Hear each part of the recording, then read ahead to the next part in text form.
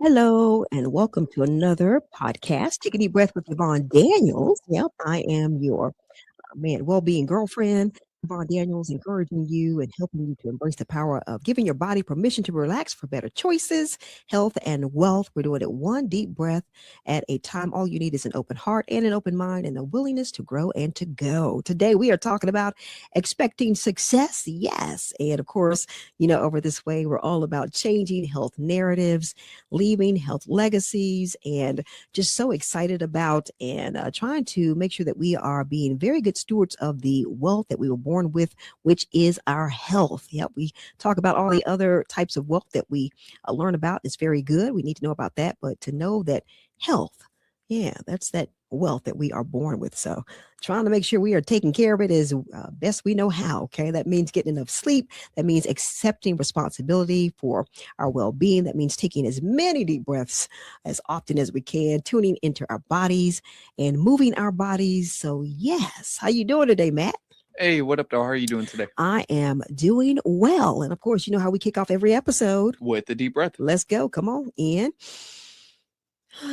and out. And I'm telling you, when you do that, your body says, okay, cool, we can relax. All right. So, like I said, we're talking about expecting success on this episode. February is International Expect Success Month. And we love that over this way. So this is celebrated, of course, this month, promoting a positive mindset, goal setting, and personal growth to help us achieve our aspirations. And International Expect Success Month was actually created by Carla Brandau back in about 2019. So we've been celebrating this. Well, it's been celebrated. I wish I had known about it. 21 years now.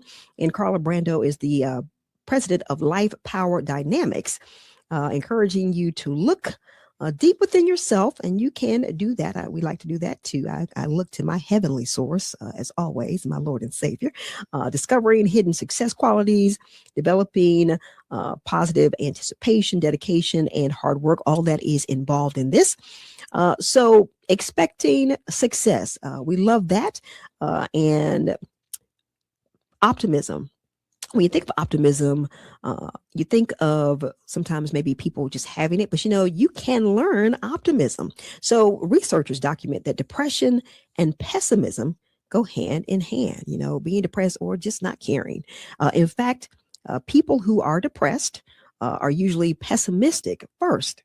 And Carla Brandau, the one who kind of came up with the International Expect Success Month, of course, she is the president of the Life Power Dynamics. And she says a key factor in fighting depression is to change the view of life from pessimism to optimism. Of course, we know this is not just something that happens overnight, but this is the ultimate goal. In other words, if you can learn to wake up every morning and expect success, you will improve the quality of your life, improve relationships, and be more innovative at work. Now, Carla goes on to say that pessimists tend to believe bad events will last for a long time and will undermine everything they do. She says they also blame themselves for the unfavorable things that happen to them.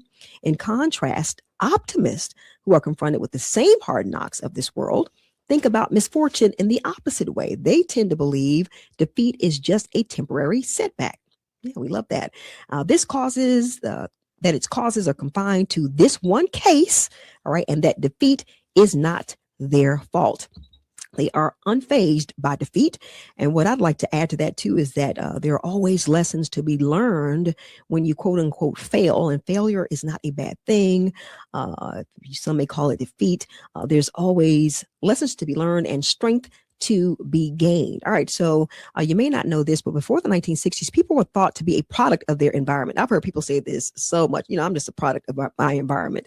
And there's little credence that was given to the power of the mind and making conscious choices for positive thoughts.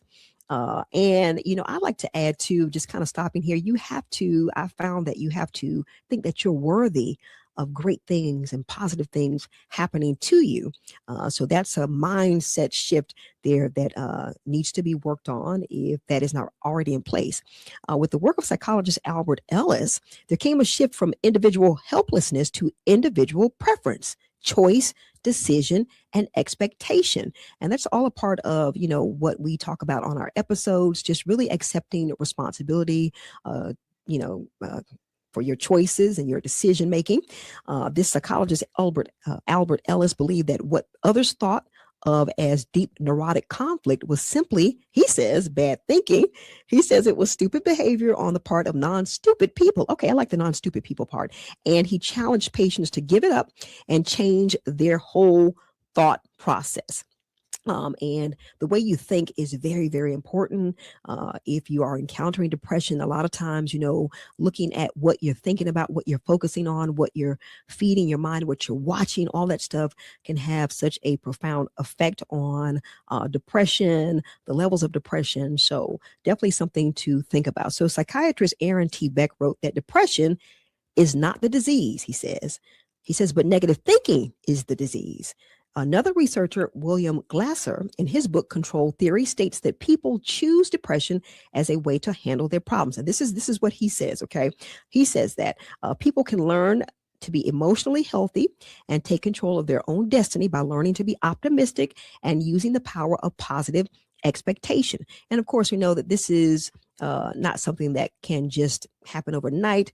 There are definitely many, many layers to this, but this is the ultimate. If this can be the ultimate goal, this is so powerful. So psychiatrists, or actually Carla Brandau, offers 3 tips for you if you want to change your mental mindset. All right. So, and I think this is the big shift right here. So she says to 1, accept that life will inflict setbacks and disappointments. That is just a part of life. Number 2 is to become resilient by seeing the setback as only temporary. And number 3 is to exercise determination and perseverance to succeed. Don't quit trying. And I heard someone, I forget, it was a country singer that says, someone was asking him, he was going through a really difficult time, and they were, asking him, how is he, what is something that he does to kind of get through? And he says he makes sure that he always intentionally shows up. He shows up every day. And that's intentionality. It takes work, but if you can just show up, man, I tell you what, that's a great first step forward. And so Carla goes on to say, number 4 is to wake up every morning and expect positive things to happen. Once again, you got to know and believe that you're worth those positive things happening to you. And if you can get into that mind set every morning, man, that's going to make quite a difference. And then 5, she says, is to know that your future needs great expectations. Think about that. Your future needs for you to be expecting of it to be great. All right. It needs that. And this is actually a book by the same title that was written by Barry Spilchuk. So if you get a chance to check that book out, I think that would be quite worthy of your time to read. All right. So as we continue to talk about and celebrate International Expect Success Month, hopefully we will take this throughout the entire year. And some common observance practices are to, if you are a vision board person, to create a vision board, visualizing your goals and aspirations. And this will help you to stay motivated. Those daily affirmations, reinforcing confidence and resilience through positive self-talk. And sometimes you have to put those up to where you can see them. You have to tell yourself that, even if you don't feel it right then, just to keep saying it. You keep saying it, you keep seeing it until you start to really believe that. Okay. Networking and support and community is so important. I am a big believer in community and support, connecting with like-minded individuals, mentors, communities for encouragement. You want to do that.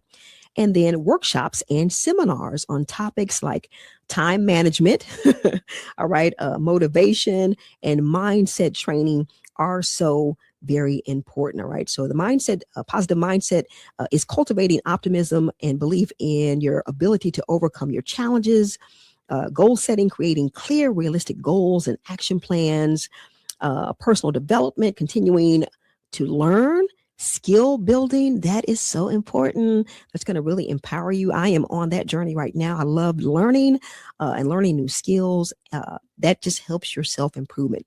Mindfulness and resilience, techniques to manage stress. And stress, let me tell you, it can come in so many different forms. Sometimes you don't even realize the stress that you're under. Setbacks and maintain your motivation. And then celebrating your milestones. And, I don't think this is looked at enough.